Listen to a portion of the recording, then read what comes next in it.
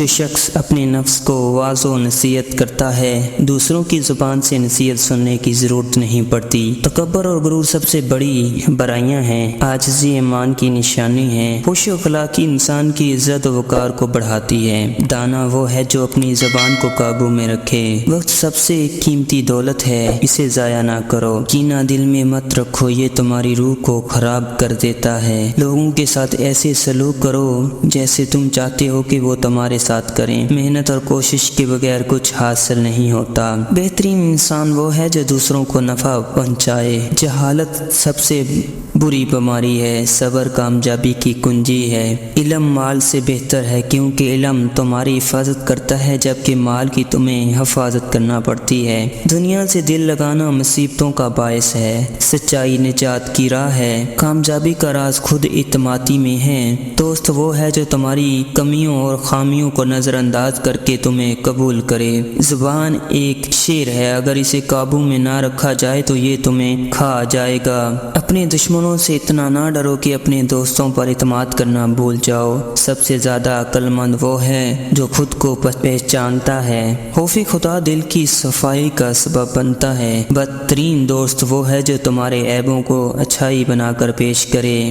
مال و دولت محبت دل کو اندھا کر دیتی ہے۔ سچائی زبان کا زیور ہے۔ لوگوں کی غلطیوں کو نظر انداز کرو تاکہ تمہاری غلطیوں کو بھی نظر انداز کیا جائے۔ علم ایسا خزانہ ہے جو خرچ کرنے سے بڑھتا ہے۔ عقل مند وہ ہے جو دوسروں کی غلطیوں سے سیکھے۔ خاموشی حکمت کی علامت ہے۔ جو اپنے عیبوں کو بھول جاتا ہے وہ دوسروں کے عیبوں کی تلاش میں رہتا ہے۔ غصہ عقل کو کھا جاتا ہے۔ جب کبھی تمہارا دل بے وجہ بے چین رہنے لگے تو سمجھ جانا کہ اللہ تمہیں یاد کرنا چاہتا ہے۔